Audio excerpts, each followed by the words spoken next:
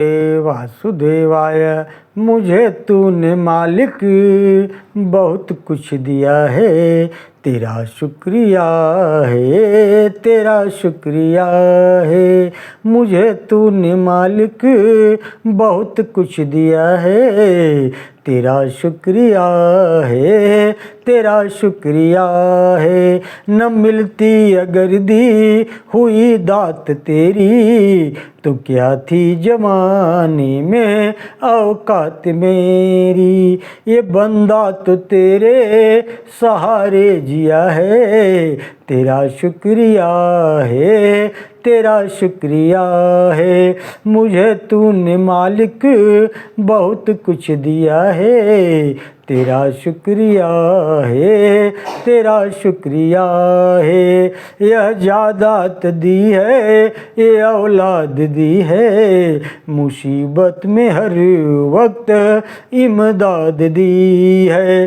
तेरा ही दिया मैंने खाया पिया है, तेरा शुक्रिया है, तेरा शुक्रिया है। मुझे तूने मालिक बहुत कुछ दिया है, तेरा शुक्रिया है, तेरा शुक्रिया है। मेरा ही नहीं तू सभी का है दाता, सभी को सभी कुछ है देता दिलाता।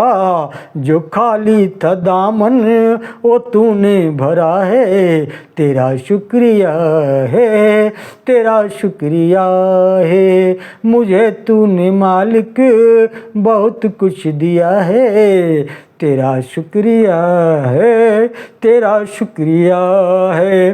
तेरी बंदगी से मैं बंदा हूँ मालिक, तेरे ही करम से मैं जिंदा हूँ मालिक।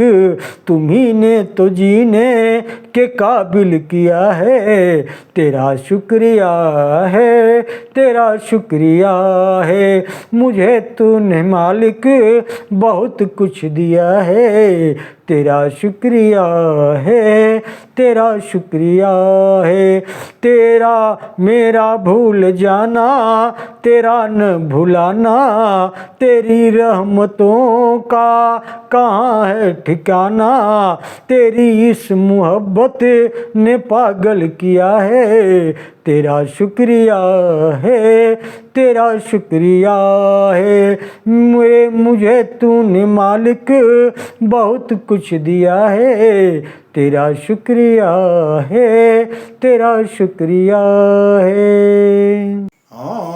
सज्जनों, अब इस अध्याय में, ब्रह्म पुराण की इस अध्याय में गरुड़ तीर्थ और गोवर्धन तीर्थ की महिमा की कथा है। सीधा कथा की तरफ चलते हैं। ब्रह्मा जी कहते हैं, नारद, गारुड़ नामक तीर्थ विघ्नों को शांति करने वाला है, उसके प्रभाव का वर्णन करता हूँ, ध्यान दे करके सुनो। शेषनाग के एक महाबली पुत्र था जो मणिनाग के नाम से प्रसिद्ध हुआ। उसने सदा गरुड़ का उसे सदा गरुड़ का भय बना रहता था। अतः उसने भक्त के द्वारा भगवान शंकर को संतुष्ट किया। प्रसन्न होने पर भगवान महेश्वर ने कहा, नाग कोई वर मांगो। नाग ने कहा, प्रभु मुझे गरुड़ से भय अभय दान दीजिए। भगवान शिव ने कहा, ऐसा ही होगा, तुम्हें गरुड़ से भय न हो। वरदान पाकर मणिनाग गरुड़ निर्भय होकर बाहर निकला। वह क्षीर सागर के समीप जहाँ भगवान विष्णु शयन करते हैं उधर जाकर के विचरने लगा। जहाँ गरुड़ निवास करते थे उस स्थान पर भी वह जाया करता। गरुड़ ने उस नाग को निर्भय विचरते देख पकड़ लिया और अपने घर में डाल करके बंद कर दिया, बंधक बना लिया। इसी बीच नंदी ने जगदीश्वर भगवान शिव से कहा, हे देवेश्वर, अब मणिनाग नहीं आता है, जान पड़ता है गरुड़ ने उसे खा लिया या बांध लिया है। यदि वह जीवित होता तो यहाँ जरूर आता। नंदी की बात सुनकर भगवान शिव ने नाग की अवस्था को जान लिया और कहा, वह नाग गरुड़ के घर में बाधा पड़ा हुआ है। तुम शीघ्र जाकर जगदीश्वर भगवान विष्णु की स्तुति करो। गरुड़ के द्वारा बंधन में डाले हुए नाग को मेरे कहने से ले आओ। प्रभु की बात सुनकर नंदी स्वयं लक्ष्मीपति के पास उपस्थित हुए और भगवान शिव की कही हुई बातें वहां निवेदन की। तब भगवान नारायण ने प्रसन्न होकर गरुड़ से कहा, विनीतानंदन, मेरी बात मानकर नंदी को वह नाग लौटा दो। गरुड़ ने नाग देना स्वीकार नहीं किया और गरुड़ से कहा, मैं आपका भृत्य हूँ, मैं नाग को लाया, आप उसे नंदी को दे रहे हैं। स्वामी तो सेवकों को दिया करते हैं, परंतु आप तो मेरी प्राप्य वस्तु को छीन रहे हैं। मेरी शक्ति आप जानते ही हैं, मेरे ही बल से तो आपने संग्राम में दैत्यों पर विजय प्राप्त कर ली और उसको अहंकार हो गया गरुड़ को। भगवान विष्णु ने गरुड़ की बात अहंकार वाले सुनकर के सबके सामने हंसकर कहा, पक्षीराज, ठीक है, तुम्हारे ही बल से मैंने असुरों पर विजय पाई है। फिर भगवान ने क्रोध न करके कहा, गरुड़, अब मैं तुम्हारे सामने तुमसे एक विलक्षण शक्ति है, तुम मेरी इस कनिष्ठ का अंगुली को तो वहन करो। इतना कहकर भगवान ने अपनी अंगुली गरुड़ के मस्तक पर रख दी। गरुड़ अंगुली का भार सह न सके, तब गरुड़ ने दीन भाव से लज्जित होकर के हाथ जोड़कर प्रार्थना किया कि कहा, हे मैं आपका अपराधी सेवक हूँ, मेरा परित्राण कीजिए। फिर उन्होंने माता लक्ष्मी से प्रार्थना की। लक्ष्मी ने कृपाकुल होकर जनार्दन से कहा, हे नाथ, विपन्न भृत्य गरुड़ की रक्षा कीजिए। तब भगवान ने नंदी से कहा, नंदिकेश्वर, तुम गरुड़ के साथ ही नाग को महादेव जी के पास ले जाओ। बहुत अच्छा कहकर नंदी गरुड़ और नाग के साथ धीरे धीरे शंकर जी के पास गए और सब समाचार कह सुनाया। तब शंकर जी ने गरुड़ से कहा, महाबाहो, तुम लोग पावनी गौतमी गंगा के पास जाओ, वे समस्त अभिष्ट वस्तुओं को देने वाली है। उस शांतिमयी सरिता में स्नान करके तुम्हें समस्त वस्तुएं 100 गुनी अथवा सहस्र गुनी होकर के मिलेंगी।